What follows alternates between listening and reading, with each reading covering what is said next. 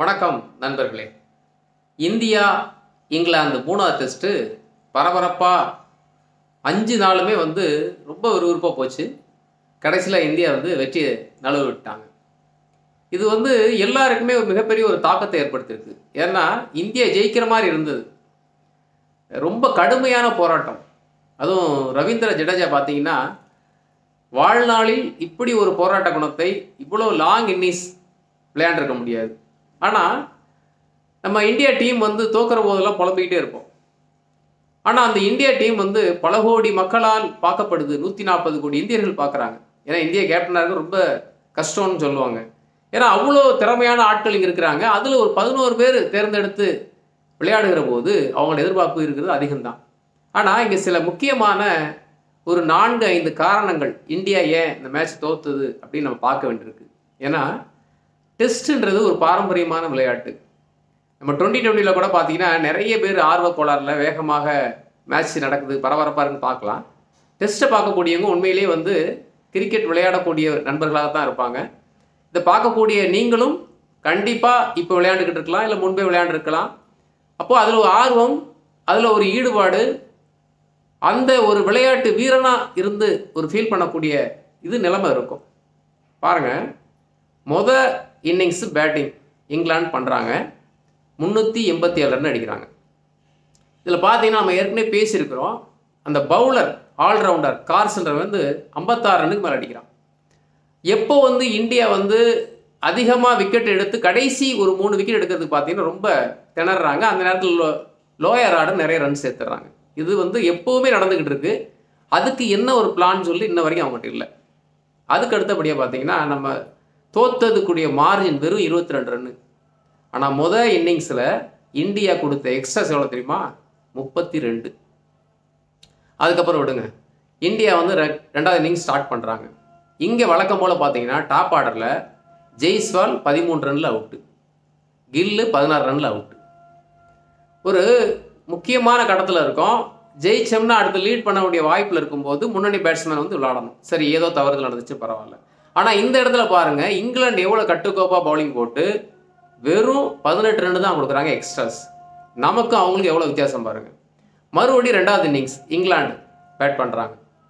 இப்போ பார்த்தீங்கன்னா பழையபடிக்கு இந்தியா என்ன பண்ணுறாங்கன்னா 32 ரன்னு மறுபடியும் எக்ஸ்ட்ராஸ் கொடுக்குறாங்க. திரும்பி அதே தவறு. அப்போ இன்னிங்ஸில் அவங்க எவ்வளோ கட்டுக்கோப்பாக வீசியிருக்கிறாங்க, 18 ரன் தான் எக்ஸ்ட்ராஸ் கொடுத்துருக்காங்கன்னா நம்ம பவுலர் என்ன பண்ணியிருக்கணும்? ஒரு திட்டம் இருக்கணும். பவுலிங் கோச்சுன்றாங்க, பேட்டிங் கோச்சுன்னு இருக்காங்க, டெக்னிக் சொல்கிறாங்க. அதே மாதிரி மறுபடியும் 2வது இன்னிங்ஸ் பாருங்கள், ஜெய்ஸ்வால் டக்கு, கில்லு 9 ரன்னோ என்னவோ. அப்போது அருமையான சான்ஸ் இருக்குது வெளிநாட்டில் போயிட்டு நீங்கள் ஒரு தொடரை வெற்றிகரமாக ஜெயிக்கிறதுக்கு. அப்போ டாப் ஆர்டர் பேட்ஸ்மேன் எவ்வளோ பொறுமையாக நின்று விளையாடணும், அதுக்கு ஒரு எந்த செயல் திட்டமும் இல்லை. அந்த கோச் என்ன சொல்லி கொடுக்குறாங்கன்னு தெரியல. இப்போ 2 இன்னிங்ஸ்லையுமே இந்தியா கொடுத்த எக்ஸ்ட்ராஸ் பார்த்தீங்கன்னா 63 ரன்னு. ஆனால் மொத்தமே அவங்க கொடுத்த எக்ஸ்ட்ராஸ் 30 ரன்னு தான். அப்போ 2வது இன்னிங்ஸில் அவங்க பவுலிங் போடும்போது எவ்வளோ பிளான் பண்ணி எக்ஸ்ட்ராஸே கொடுக்கக்கூடாதுன்னு சொல்லி லைனில் நின்று கரெக்டாக மெயின்டைன் பண்ணியிருக்கிறாங்க. இதில் இன்னொன்று பார்த்தீங்கன்னா ஒரு கேப்டன்ற கண்டிப்பாக அவங்க அணியை ஜெயிக்கிறது கடுமையாக போராடுவாங்க. அதில் பென் ஸ்டோக்ஸ் பார்த்தீங்கன்னா இன்னிங்ஸில் 33 ரன்னு, செகண்ட் இன்னிங்ஸில் எல்லா பேட்ஸ்மேன் கைவிட்டாலும் அவன் 44 ரன் அடிச்சிருக்கான். அதே மாதிரி இன்னிங்ஸில் 2 விக்கெட்டு, செகண்ட் இன்னிங்ஸில் 3 விக்கெட்டு. இப்போ ஒட்டுமொத்தமாக பார்க்கும்போது சாதாரண நம்ம பார்த்துருப்போம், ஒரு ஃபாஸ்ட் பவுலர் ஒரு 4 ஓவர் போடுவாங்க, இல்லை 5 ஓவர் போடுவாங்க, மேக்ஸிமம் 6 ஓவர் போடுவாங்க. ஆனால் 2வது இன்னிங்ஸில் 12-13 ஓவர் கண்டினியூஸாக பென் ஸ்டோக்ஸ் போட்டுக்கிட்டே இருக்கான். எப்படியாச்சும் அந்த விக்கெட் எடுத்துடணும், பும்ரா விக்கெட்டை எடுத்துட்டோம்னா நம்ம ஜெயிச்சிடலாம் அப்படின்னு. அப்போ என்ன ஒரு அர்ப்பணிப்பு உணர்வு பாருங்கள். நம்ம ரவீந்திர ஜடேஜா எவ்வளோ ஆக்ரோஷமாக இந்தியாவை ஜெயிக்க வைக்கணும் கடுமையாக போராடணுமோ அதே அளவு ஈக்குவலாக இங்கிலாந்து கேப்டன் பென் ஸ்டோக்ஸும் கடுமையாக போராடுறான். பேட்டிங் பண்ணுறது கூட ஈஸி. நீங்கள் வர்ற பாலை தடுத்து ரன் அடிக்கலை, அடித்தாதான் அவங்களுக்கு ப்ரெஷர் கூட. ஆனால் அவன் போட்டு விக்கெட் எடுக்கணும்னா ஷோல்டர் பெயின் எப்படி இருக்குன்னா ஒரு பவுலர் கண்டிப்பாக தெரியும். ஆர்ச்சர் கேட்குறான் நான் போடுறேன்னு சொல்லிட்டு, நீங்கள் டிவியை பார்த்துருங்கன்னா தெரிஞ்சிருக்கோம். இல்லை இன்னொரு ஓவர் போடுறேன், இன்னொரு ஓவர் திருப்பி அவன் 12 ஓவருக்கு மேலே கண்டினியூஸாக ஸ்டாப் பண்ணால் போட்டுக்கிட்டே இருக்கான். அப்போ ஒரு டெஸ்ட்டு கேப்டன், ஏன்னா கில் இதெல்லாம் கற்றுக்கணும். நம்ம எடுத்தோடனே எல்லாம் வந்துடும் சொல்லலை. உனக்கு அருகாமையில் ஆப்போனன்ட் டீம் கேப்டன் எப்படி விளையாடுறான்னு பார்க்குற போது உனக்கு அந்த உணர்வு வரணும்ல. நம்ம சாதாரணமாக லோக்கலில் மேட்ச் விளையாட போது சொல்லுவோம், ஒரு விக்கெட் கீப்பர் விளையாண்டோம்னா ஆப்போசிட் டீம் விக்கெட் கீப்பர் நம்ம அவனோட அதிகமாக ரன் அடிக்கணும்னு நினைப்பான். ஒரு பவுலர் நிறைய ரன் அடிச்சா ஆப்போசிட் டீம் பவுலர் நம்மளும் ரன் அடிக்கணும்னு நினைப்பான். அந்த மாதிரி ஒரு போட்டி மனப்பான்மை இருக்கும். அங்கே ஆல்ரவுண்டர்னு சொல்லக்கூடிய பவுலர் அவ்வளோ ரன் அடிக்கிறான். நீங்கள் ரன் அடிக்கலனாலும் பரவாயில்ல, எக்ஸ்ட்ராஸை கண்டெயின் பண்ணலாம்ல. அப்போது ஒரு டெஸ்ட் மேட்சை நீங்கள் வின் பண்ணணும் அப்படின்னா நிறைய பிளானோட வரணும். எக்ஸ்ட்ராஸை கம்மி பண்ணி போடணும். நான் ஏற்கனவே ஒரு வீடியோ கூட போட்டிருக்கேன் பாருங்கள். 16 வருஷமாக நோ பால் போடாத ஒரு இந்திய பவுலர் இருக்கிறார். நீங்கள் போய் பார்த்தீங்கன்னா தெரியும் கிரிக்கெட்டு பிளேலிஸ்ட்டில். நமக்கு முன்னாடி நிறைய பேர் சாதிச்சிருக்கிறாங்க. இப்போ ஒவ்வொரு அனுபவத்திலிருந்தும் நீங்கள் நிறைய தெரிஞ்சுக்கணும். நம்ம வீரர்கள்லாம் புரிஞ்சுக்கணும். வாஷிங்டன் சந்தரை பற்றி கிளிகளின்னு கிளிக்கிறாங்க இங்கிலாண்டில். 5ஆவது நாள் நான் கண்டிப்பாக ஜெயிச்சிருவேன்னு சொல்லி பேட்டி கொடுத்துப்போம் போல இருக்கு, 4 விக்கெட் எடுத்த உடனே. ஆனால் அடுத்த நாள் 5 பால் கூட பிடிக்கல, நீ செஞ்சுட்டு பேசு அப்படின்னு சொல்கிறாங்க.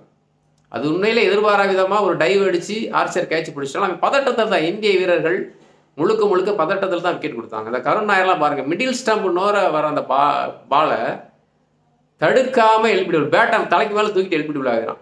இப்போ எல்லாம் எந்த இன்டர்நேஷனல் பிளேயர் யார் தேர்ந்தெடுத்தாலும் தெரியல. நமக்கு பார்க்கும்போது தெரியும், நேராக மிடில் நோக்கி வர்றதுக்கு பேட்டை மேலே உயர்த்துற. ஏன்னா இது ஒரு ரசிகரோட ஆதங்கம் மட்டும் இல்லை, கையில் கிடைச்ச ஒரு ரிசல்ட்டு எப்படி போச்சு அப்படின்னா. அப்போது நிறைய டீம் அனலைஸ் பண்ணுறாங்க, நம்ம கம்பேக் வருவோம்னு சொல்கிறாங்க. ஆனால் பல கோடி ரூபாயை மூலதனமாக வச்சு இந்த விளம்பரத்தில் கிடைக்குது, பிளேயர்ஸோட வருமானம் நிறைய கிடைக்குது, அதிகமான ஈவெண்ட்டில் போகிறதுனால ரசிகர் மூலமாக நிறைய டிக்கெட்ஸ் கிடைக்குது. இப்போ எல்லாமே கிரிக்கெட் புழங்கும் போது அந்த ரசிகர்கள் மகிழ்ச்சியாக இருக்கிறதுக்கு நீங்கள் அடிப்படையான விஷயங்களை பண்ணாலே போதும்.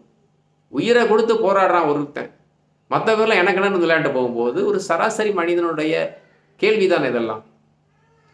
ஆகவே அடுத்த மேட்ச்லையாவது இவங்க கரெக்டாக பவுலர் எக்ஸ்ட்ராஸை கொடுக்காம கரெக்டாக பவுலிங் போட்டாலே பேட்ஸ்மேனுக்கு ப்ரெஷர் ஏறும். அதே மாதிரி ஒவ்வொரு பேட்ஸ்மேனும் நம்ம டீமில் செலக்ட் பண்ணியிருக்காங்கன்னா நம்ம குறிப்பிட்ட அந்த ஸ்கோர் பண்ணணும். ஏதாவது சொல்லுவாங்க, ராகுல் டிராவிட்டும் சதீஸ்வர் புஜராவும் நல்லா விளையாண்டதுனால தான் டெண்டுல்கரும் விராட் கோலியும் அதிகமான ரன் அடிக்க முடிஞ்சதுன்னு.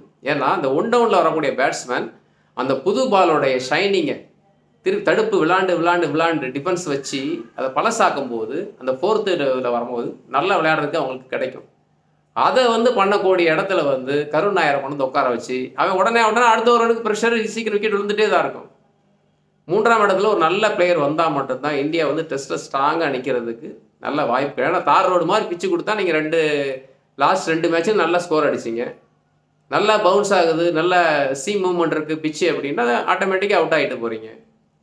அதனால் இந்தியா நிறைய திட்டங்கள் வச்சுருந்தாலும் பேசிக்கான விஷயம், அடிப்படையான விஷயங்களில் கொஞ்சம் கவனம் செலுத்துனாங்கன்னா நிச்சயமாக நம்ம நல்ல ஒரு நிலைமைக்கு நம்ம இந்தியா கிரிக்கெட் கொண்டு போக முடியும். இது ஒரு ரசிகனுடைய ஆதங்கம் தான். உங்களுக்கும் நிறைய விஷயம் தெரிஞ்சிருக்குன்னு நினைக்கிறேன். அடுத்த போய் சந்திக்கலாம். நன்றி.